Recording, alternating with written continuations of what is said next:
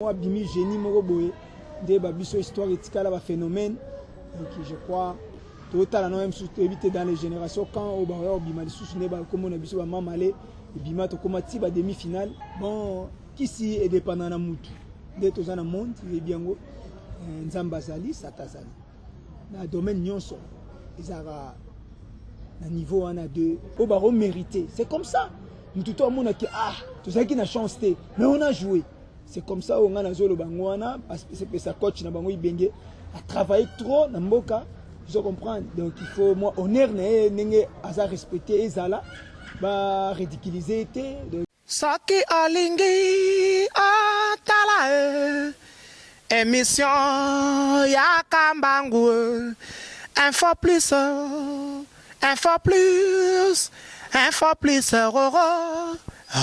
aïe aïe aïe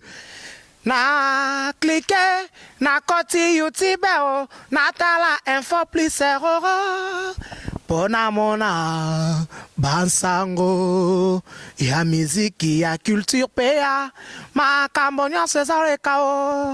info plus tala pe mona info plus otala. Bienvenue à votre très cher internaute, il y a Info Plus, bonjour ou bonsoir par rapport à l'ère Bino Bolanda Biso, Ngawa Bino Mustafa Malembe, Lena Sarabino Kebo Misana Nangai, Komisana Kara Yangonde Tolo Baramingi. Tout ça, Ramusalo, il y a on a d'informations, tout ça, d'informations, il y a la politique, musicale, sport, divertissement, tout ça, la réunion sur Nango, il y a la sortie de information, mais on peut diffuser les bino. Nakobanda boyete sans que na remercier ba oyangai ba ovuma ya kati ba ba osala ke musala oyo avancé ya liboso na obanda na mon papa mon DG mon cordon Lukman Mudingumba oyo vraiment azalaka toujours wana ko soutenir musala to sala on vient babimboli agence badem oversi oyo ezalaka soki tozubilo na yo et pas nyonso yo oyebisa biso tozola yo to comme sango epa na esika nyonso pe adresse okopesa biso ya HM Henri Modogolongo. Le boss c'est René Mikobi, Torobo Sanate, le boss c'est Igo, le boss Igo, il y a le boss Igo, il y a Jolie Mabeka, Mokonzaren, Ravel Boyenga, Lelo Torobeta Lisolo Nanani. Il y a ça parmi les piliers du football congolais. À Beta, pourquoi on a 98, 4 minutes. 4 plans. Au Tikala, la légende, il y a histoire, il y a football congolais. N'ende to solo là. Moi carrière, bref carrière naie, to solo là. Lelo makamba football na biso ndengeni zotambola. Lobby déjà to kobeta déjà premier match na biso na Coupe d'Afrique.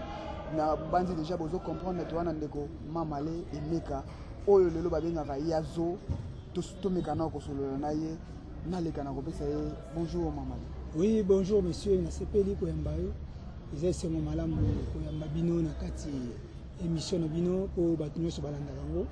Tout ça là prochainement déjà la fois passée. Je crois qu'il est bien battu par apprécier Kinai donc yango apprécier le sous ya sous contacter ngai on a déjà prêt et puis naza d'accord ya ko pesa miyano na yo tout na merci. Maman allez vraiment to mekana ko solo là liboso to zoka yo vraiment te wana ezaki perfect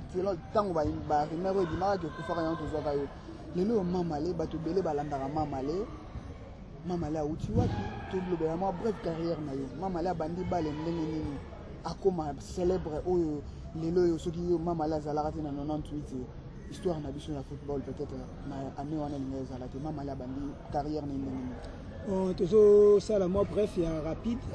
akolo banano awana mezana no ko banda carrière bandaki na équipe mo ya Lemba bibiango mateta les as après na longwe wana na yako ya Angola après Angola na yo beta na Kalamu na yo beta na DSMP après ne na kenaki beta na bamboka libanda donc yango wana sala ike na que de moi vite bani tina beta pe une équipe nationale donc un peu ça. Mamale tozo kende kaka lelo en tant que footballeur un ancien ya Léopard lelo tozo mona lelo ba joueur belé lelo pe ba ye ba sala ba combo bazo bima pe moi mingi ebele yebi ba msu peut-être na yebi so yebi mais tozana ba joueur ebele football congolais ya lelo na football bino bobetaka na ba époque wana soki to lobby to sala moi bilan football na biso mati to ekiti. Bon, en bref, ngana kolo ba biso série wana ezalaki beaucoup basé mingi na talent. Mais lelo comme une organisation par rapport au professionnalisme comme peut côté na mboka na biso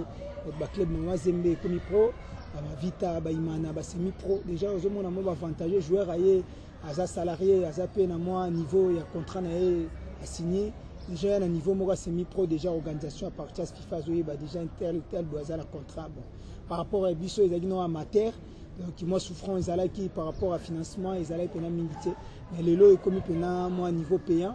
donc évoluer par rapport à biso mais tozali na talent par rapport à talent o eza lelo te biso ya kala tozalaki na yango donc un peu ça na ko expliquer au bo mbongo soki bino bozalaki na talent na soutirer na question moko wana bozalaki na talent. Mais qu'est-ce qui manquait de l'objet de professionnalisme? Et là, on y est bandai kozanga que le lo nenge professionnalisme de l'objet angwa. Époque na bino lo on y est manqué qui na que non bozana talent mais qui professionnalisme ezala ki minute. Bon, c'est évolution. Na Congo pena évolution et professionnalisme tout le bango pena pour le moment. Félicitations à Moïse Katumbi yemtu asala pena ke lo kango kota to bandaki on a Mazembe. Après les autres personnes ba au kota ngo général tango fort. Type to comme mona ba Gentini Ngobila, comme Mekayango na ba DSMP tout monde peut ba avantage belé ndenge ba salaki. Donc en bref na ko lo ba bongo on a toujours mona ndenge ni makambo zo kende. Par rapport à Kala Penza ezalaki na ngo te parce que na éviter bato bandai ko joa engagement au bazalaki na niveau ya fédération. C'est nous qui ont été par rapport à l'élo nous Costa Omar IP va valoriser sous-souvent fédération na biso comme un niveau moroboy par rapport à l'évolution des alaki moi personnalité na visibilité na niveau ya finance quoi hein et moi crédibilité à niveau ya fédération par rapport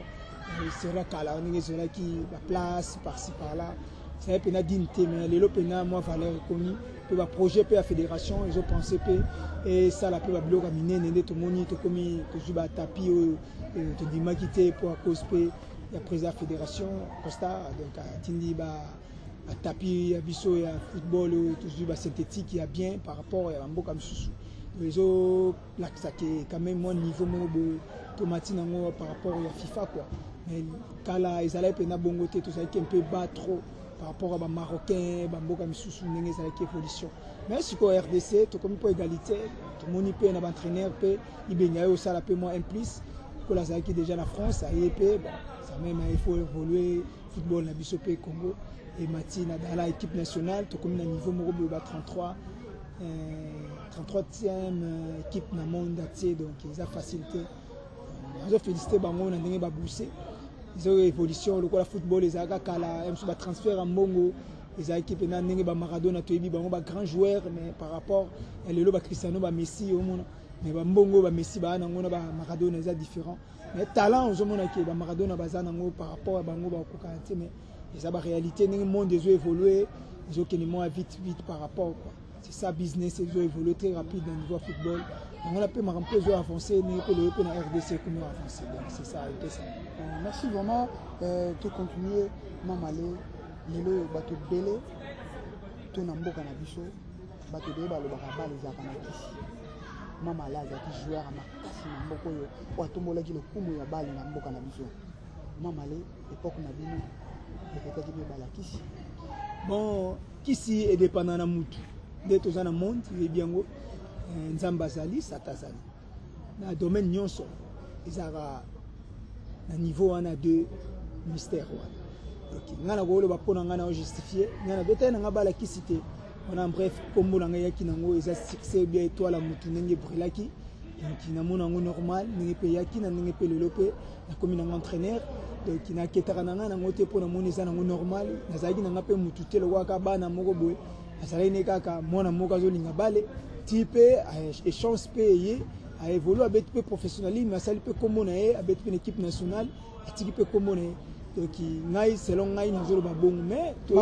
mama la mataka ngomba te bon en bref ngana mataka ngomba te donc na éviter ba joueur super sur ba mata mais ngana éviter oyebi vraiment que qui si na balle ezali bon qui existe makasi po ba tempé otozo ba ngomba wana ba travailler peu makamna bango ko pesa pe nini proposition que tout ça la boue qui peut moni pe makamna bango ndenge ezali donc c'est un peu ça pour ba msupe ba zawana ba travailler peu na bango de ba pesa bango pe ba promesse na bango pe ba victoire na bango pe pesa donc yango wana mais ba msupe ba za na ngo pe na kisite ba sala pe musana bango o esengi ke ba sa na bango pe normalement na niveau football les ala nango donc c'est comme ça les autres dépendent na mutu façon na oye ya kozana croyance na ye pour atalande ni masula ndembo oya lingeli ninga zo lingela donc c'est un peu ça mais tout le baka likambo ya kisi mama elle tant que joueur le biki yobeta ki bale na kisi te mais tant que tango zo mona ozo kapé masolo oyo lobi oyo karapé yo beta ki bale na kisi te oui mais tant yo zo yo ka masolo que non ba ne belé lelo ba joueur belé ba na kisi nini conseil nini yo kopesa bango est-ce que il faut qu'on se confie na kisi to il faut qu'on se confie na musala oyo yebi oyo bandaki nango nanu avant makambo wana. Bon en bref bon nga na ko ta vie mutu te za combat habité mutu ize po ye moka za maele est-ce que nga na ko pesa ye vie na ye na pesa ye ke yo boye je sais pas nga na vivre oya ngai na yo kai conseil papa na ngai lelo na o vivre na ngai na otala pe parcours na nga ngezo kende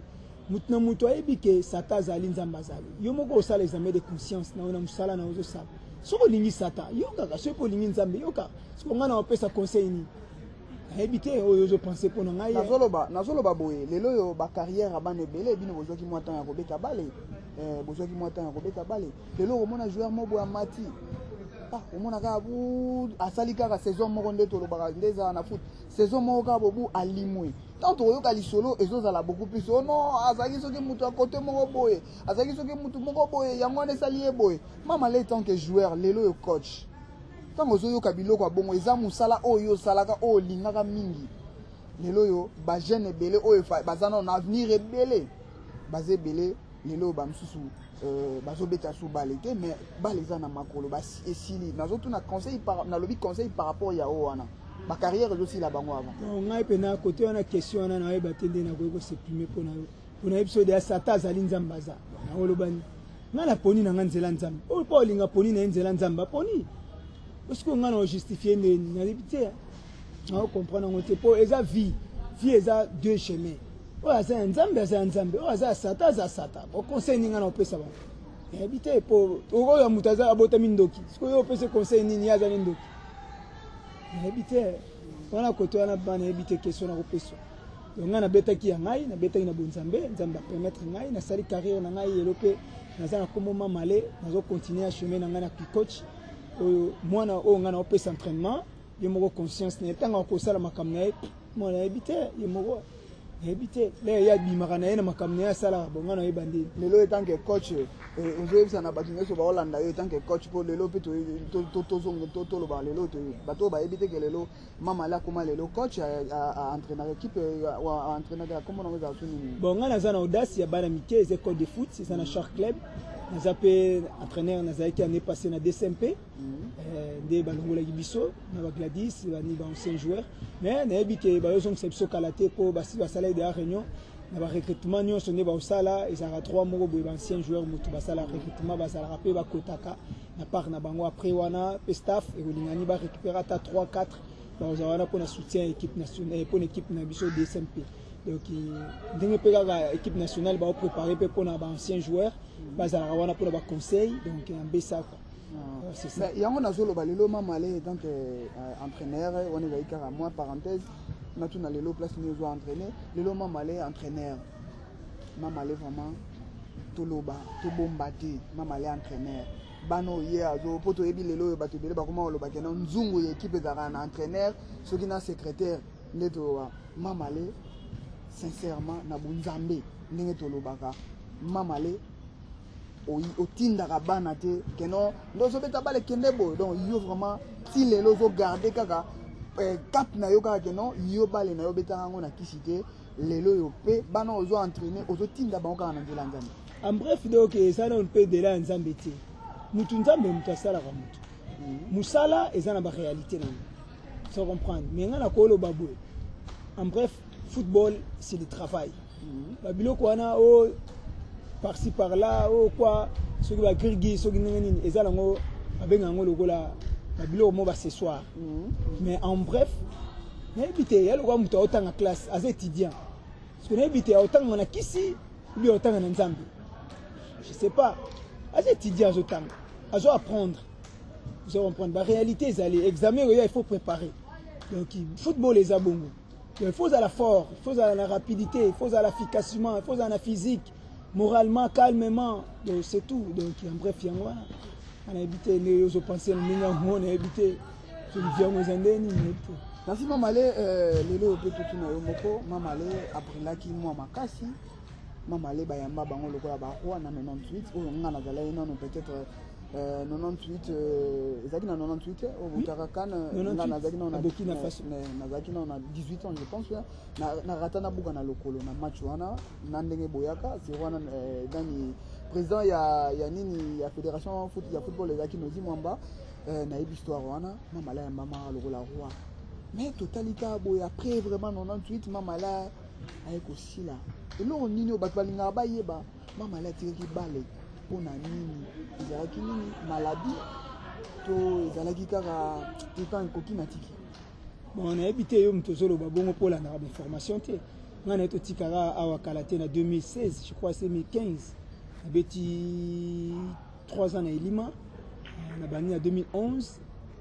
2012 2013. Après... Bon, excusez, ce qui n'a lobby bongo est par rapport il y a succès. Hein, que zala vraiment qui mamalo to yeba ki wana zala qui vraiment les sous-soutés. Bon, en bref, bah longola une équipe nationale suspension mais à 2000. Il y a to beta match contre Côte d'Ivoire, je crois 2001. Bah suspendant une Costa abaki un joueur discipliné Carta une équipe nationale. Après on a continué carrière na en Afrique du Sud, on a Kaiser Chiefs, après on a Belgique, on a Lokeren, après on a Mazembe, après Mazembe na zone sous Angola, 1er d'agosto, après 1er d'agosto, on a sous DSMP jusqu'en 2005, après on a voyagé à Israël, après Israël on a Dubaï, après on a Kara Braza, après Kara Braza, on a Lima. Donc, on a beta qui a match awa to gagner qui vite à 3-1. On a un terrain bon et là on a tout les ambassadeurs ngo za ne bande na ngo petit na suka. Na sala qui est na sala. Éviter des binombo sala banalise wana ndenge. Mais moi je travaille seulement na beta ka bale na ngai na signer ba contrat na ngai na sala ki. Mais et ba que là on a tout sur bandi pe ne bandi les ala na suka na ngo donc en bref yango wana des cas vieux ala donc c'est ça. Mamale abetaki bale ozaki na mwa bato pays lelo soko za na ba souvenir na bale na biso to na bale époque na bino wana lelo tant Mamale atala ka vanda bi ti moto yo photo soki faut de to médaille nani na époque na bino wana non un de deux lelo tant ozotala ba jeune bazo bima lelo na bale tant Mamale avanda habité oyo abeka bale to bana na époque na bino banani vraiment yo za habité oyo vraiment za joueur lelo soki photo médaille to médaille. Bon, en bref, à part yo moronam oui bazala qui peut se rebeller et bien ko tanga ba komo ba tusupe ya beta ne yo mona ki Mamale tanga ite nini par-ci par-là ngana wolo ba vérité bazali na mango belé sérieux na biso mais sérieux baza moi mingi te komoni talent et komi ko bungwa moi mingi donc yangwana to senga bato bazo bisa école de foot ba lembate pour Congo ezali pépinière ba talent mais et ça la découragement te par-ci pour la likambutel avantage moko boy banini amsuba décourager ça donc ceux qui ont persévéré je crois que au na pe famille na biso beto ndima été lelo to ko za la na ba combo boy partout en Afrique na monde to aider pe ba makamususu ba te belé to yeda bango pe famille pe azwa honneur mo ya combo à cause ngai donc ça donc à venir à lobby abana ngana ko senga ke ba beta balé ça bien les avis ce que c'est trouvé au mon vie na yope et au fond makas donc il va talent sérieux na biso bazali ke belé mais sérieux baza mondam ce qui naturel ko yiko compter atam ni balé nazo banga otanga ba combo parce que ça bien té sur otangi ba combo so ah yo négligé ngani nini yo zala kana ngai do se ngana éviter ba blo mo bon mais en vérité baza sous mingité yo yebi yango oyo pedaza oyo azana idola mamale oyo azana tala mamale oyo azaba takabo bakoma na mako ko beta to sangisaka ba bengaka bazaka ensemble équipe pour un système de jeu équipe mais au monde qui mutu mo bimi génie moko boye nde ba biso histoire etikala ba phénomène donc je crois total na même surtout éviter dans les générations quand au ba bima lisusu ne ba comme on a biso ba mamale bima to koma ti ba demi-finale donc total na nous DP Kano eso betama que si ba bonne chance donc il va travailler va montrer que bazana capable faire ça la plus que biso pour futur et coup faraté futur bana ba botama ezoya ya toujours mais quand tu as l'histoire moi tu as la gamba moi tu as la bongo non ça n'existe pas l'histoire ça passe mais le futur ça continue toujours et là on a tous nos besoins ngwana pour ngana bote bana ngapa balingi bale ni pe bana ngaba sala ya mingi ya koleka pe basala pe mo espoir le quoi ne papa na banga sala po bana 100 yelo Congo donc ça nga plaisir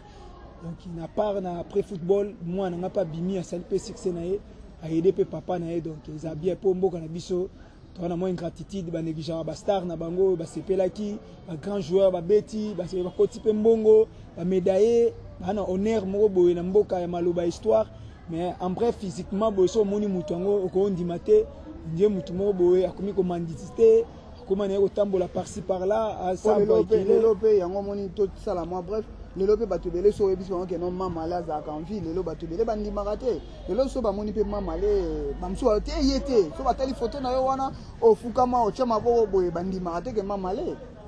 bon na éviter ko ndimate na zolo ba par rapport ya makambo yo lobi ke non lelo yo ba fédération na biso mboka na biso ba ignoraka bino bo salaka ba misala wana na place wana nde bref yo pas la on peut la vérité mon que ça pena pas tellement mais ngana lo ba à cause ya ngai moko que le bienfait que je fais na mboka na ngai fallait ba ça ta reconnaissant so comprendre na moi eloko moko boye ya ngwana ezate ya mingi te so comprendre pour muto azaka ndenge za physiquement na ye so ka sala déjà histoire na ye wana ka changer te mais asa atana mo musala moko boye après wana betaki mama nango asala ka mo boye gouvernement et pesa ya tamo eloko moko boye aso sala ta place moko boye misala ezebele ba OCC to mona ngo ba Dégérade ba nini ba résidus des eaux ba nini okozo apo vanika ata wana osala ta mo signature na honneur atape na fédération na bina football oui atape na fédération le roi pe na entraîneur ils a mabete ils vont prendre ils a bongo donc c'est ça un peu ça c'est ça mais lelo to lobela pe tango zo lobali kambango tamo boye lisolo mo ebimaki mama le ba osala Elena Jean Mokolo ba osala bango jubilé dossier jubilé wana ti lelo yo ele kaka boye histoire nango ezalaka nini po bato pe bele bamitunaka mais jubilé yango basalela bango nini ekota na kati po jubilé wana esalamati bon jubilé ezalaki pe par rapport ya moyen jubilé ezali eloko moko facilité il faut benga ba étranger bato la beta na bango courant de pas benga bato abeta na bango eza eloko moko facilité il faut réserver hôtel pour réserver stade un moment même sous stade il fallait les occuper bino boziango ça moi procédure moi monene il faut management et ça la peine ndenge moi bien bozui moi mutu moko bo sponsor par-ci par-là moi budget moi bien bima pena pour préparer ngo yango to monene to ko kenango mbangu te ezali comme projet ezali toujours donc toujours c'est là au manager amala mormonana na bateau au finance ya bien au ba contribuer na niveau événement wana donc tout le bateau c'est la pena yango wana mais c'est kakanaki pour tout monde qui ba koki ezala gité voilà pour le moment tout ça non stand by toujours c'est la bateau ya motam malamu pour ça la jubilé ya bastar na bango bandika ki na époque toujours c'est la bango ya ba bonne volonté donc c'est un peu ça mama le tozo chité bien ndenge lobi que non lelo yo toza ba participer na Coupe d'Afrique o e bandi lelo o ndé tozo lokola invité biso to beka lobi mama le soki liloba moko yo ko bana ba joueur na biso baza kuna na CAN na Égypte conseil nini o kopesa bango étant que coach et que un ancien joueur ya Léopard conseil nini ko ngana kopesa bango kaka conseil moko moni na vie il faut pas graviter le camp. Ceux qui posent trop concentré mingi, ils allaient rappeler bien dire. Parce que ils ont donc, ils ont grâce, ils ont bêta balle na bango, la commission équipe na faire finale, ils ont ceux qui 22 équipes, donc l'équipe nous s'est préparée, bango peut se préparer, donc il va ça la compétition na bango, ils allaient qui batika histoire. Compétition wana eponami pona mutu nyonso te ba mboka nyonso te po mutu te mais mboka na mutu pe na ba joueur su ba kati ba joueur mboka misupe ba participer donc c'est loko moko eza pene faut mutu tout conscience na ye pe azala concentré mais loko azo ninga participer pour ba Hollande partout dans le monde je comprends bato belé ba lingi football bibika ndenge zalaka ba Hollande Congo na bango ndenge zobeta ba misupe toka ba histoire ba kufa misupe bien raté donc eza pena responsabilité moko ba petit bazanango ba yebake tozobeta RDC eza na sima na biso nous sommes derrière ya RDC le bazala concentré pour babeta match wana na beauté ya bien ezala ndenge moko ya kosepelisa batu ezala ngo football peut arriver ba poli eza football eza mabete mais bata la manière nini équipe poleli manière nini ba petit ba beti nango ya volonté ya ndenge ni pona bato yo bazota la biso fierté wana o ba mériter c'est comme ça nous tout le monde qui tout ça qui na chance té mais on a joué c'est comme ça on a zolo bango wana parce que c'est ça coach na bango ibenge a travaillé trop na mboka. Je comprends. Donc il faut moi honneur n'enge asa respecter ezala ba ridiculiser donc entraîneur andimi bango ba ça peut soutien entraîneur na bango pour ba combattre ba jaloux bazolinga bango pour bazala na négligence bazala o bango ba olinga pour ba sepelate na bonheur na bango pe na bozwi na bango donc ngala ko lo baka ke ba yeba ke zangambu ngambo ngo pe soki bozala bino posé na croyance na bino nde bokendaki nango ndenge azar de la raté vous méritez na bino bosali boulot na bino pe ba sepeli pe bokomi na niveau na bino bolingo bokoma et ça la batno so fier donc bozo tambola de le longa na sepela ata le mbongo ezate na mabele na ngai mais na ça quand même na fier mzo mamale amto amona mamale donc ils sont fiers vous comprenez ata mbongo te mais honneur nga na sala donc batu pe o pe baza reconnaissant ba eda na ba ngai pe donc na ndenge ya bien donc un peu ça ba bossa na te histoire eza histoire batika histoire na moment na bango pour le moment où eza moment bat ba la bango il faut ba sala eux eza fier pour na bango donc ngana ko pesa ba ka conseil yango wana et vous allez bien soki baza bon moko uni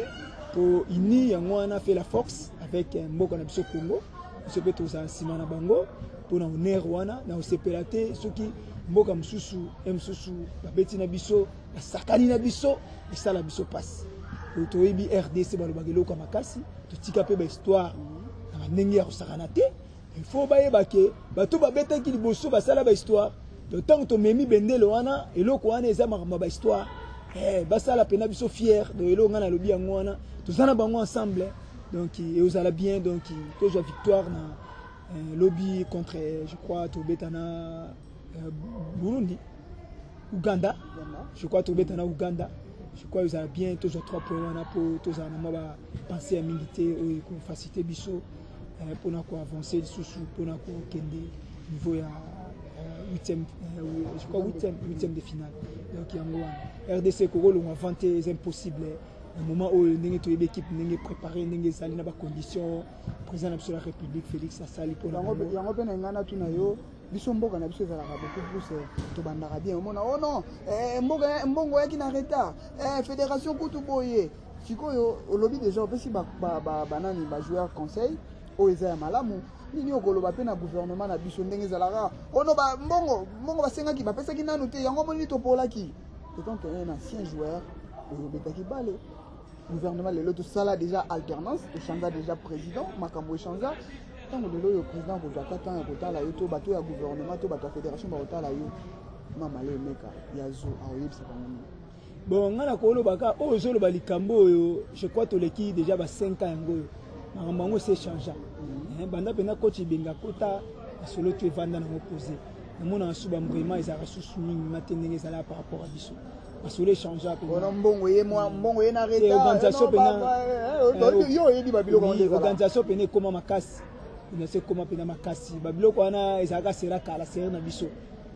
il y avait compétition quoi bani ko bana poto ba kuma ko ya penza o ezalaka na ote ba assurance quota mambebele par rapport à ba professionnel mususu niveau ya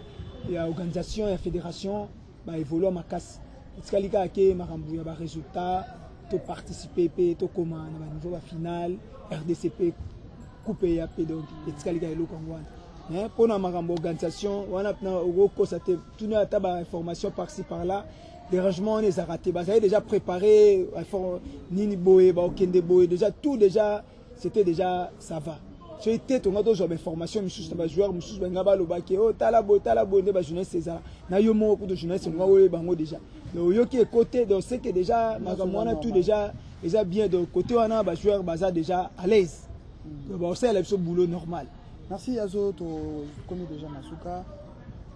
message na yo na bato nyoso batala au moins kala na yebi ke mikolo zongi na actualité na message na yo na bato nyoso batala au moins kala okoyebisa bango nini soki Yazo lelo étant qu'un ancien joueur akoyi kosenga bato nyoso balandaka ye osenga bango nini étant que ozananu vraiment biso tomonaka yo tozalaka na yo bato nyoso balandako bato balingaka football na yo ilo nini okoyebisa bango mpe kosenga bango merci na numéro ya contact na yo oui na ba remerciement mpe kosenga so bango ouais na sepeli makasi question wana eza bien parce que moni déjà savoir faire na yo comment kosepelisa bato ndenge na sala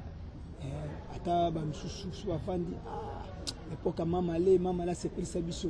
donc mpesa nga nalingaka kaka bareconnaître nga bongo mais naosengaka na bango oyo baza na mingi moyen nga naza na bana na ngai naza na bango ya football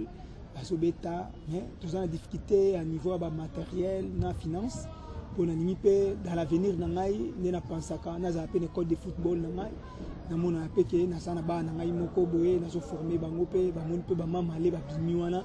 otali mpe batalent mpe na oyo ngai naza na savoir faire na savoir na ngai ya intelligence na ngai oyo naza na don wana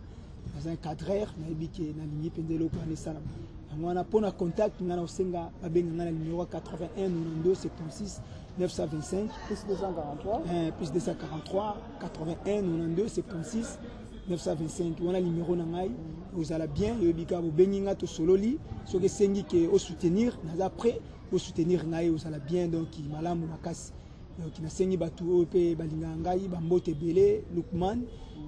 na famille na nga mobimba na momi na nga manzuzi na bana na ngai Gracia Gloire na bato mosusu bapire ngai bamaster na yo moko journaliste na antenne na biso na chaîne eza bien merci naza eloko aloba te nzambe ga ye mo moto ayebi toza na envie tozosala makambo après football il y a l'autre vie tozocontinue toujours kokadre bafuture ya RDC oyo baza na talent surtout yango wana tolukela bango mpe mwa baplace to brache bango donc oyo tokóma nango yango wana mpona koluka implice ya Congo mpo kotika te eza eloko oyo do nzambe apesaki eza ya makila yango wana bana mpe baa na besoin bamona mpe un certain mutu moko basala kombo azopesa biso mpe mwa matière moko boye yango wana esalaka nga mpe mwa fier nayoka yango mpe plaisir donc c'est ça un peu ça wana ezalaki mamale emeka oyo biso tobengaka mingi Yazo ye nde azalaki invité na biso na monde ya bocomprendre oyo nyonso ye alobi nga mpe na aussi saboye te sans ke na remercie baoyo vraiment nde tolobaka basoutenaka mosala ya liboso eza mon DG mon cordon Lukman Modingumba mikolo oyo tozoloba mingi président Igo Mingiedi ya équipe Genovi oyo bamati stade le boss Igo Mingiedi ya équipe Genovi na madame na ye mama Mima mon vieux Babimboli agence Wadem Oversi mon vieux consul Kibadi le vieux Blaise consul Kibadi mon vieux Papi Couch Ravel Boyenga Masananga Yakati Emmanuel Moussafu Masananga Yakati Koreda Eric Bikiroge na Saint-Étienne MC Mvundi naozela website ki ozoya lobby déjà samedi ozala na kin banini na omona kaka banini maman Marie Madeleine Madilo malgré maman yebikaka Kaluji Konde petit frère ya moto ya mai mayinga na Luanda baza mo ebele bakoma lelo kolanda biso papa Norbert vraiment merci vraiment na ndenge vraiment chaque fois ezalaka soki émission koti ozanga raté kopesa moi ba conseil na yo ezalaka et vraiment esalaka nga bien vraiment na sima caméra ezali yo azalaka toujours ndeko Snage quoi ya aigle d'image vraiment beau s'abonner massivement na info plus tozobundanaka vraiment tozobundanaka ndenge ezalaka kaka tozobundanaka botya biso maboko tozobundanaka mpo todifiselaka bino malgré air mo bozomona mais tozali toujours wana ngawa bino tokutana ni koloniser toya na numéro mosusu bye soki olingi otala Émission ya Kambangu. Info plus, info plus, info plus, roro. Aïe, aïe, aïe, aïe, aïe. Na cliquer, na koti YouTube, na tala info plus, roro. Pona mona, bansango, ya miziki, ya culture pea, ma cambonien César kao, info plus, tala pe mona, info plus, au tala.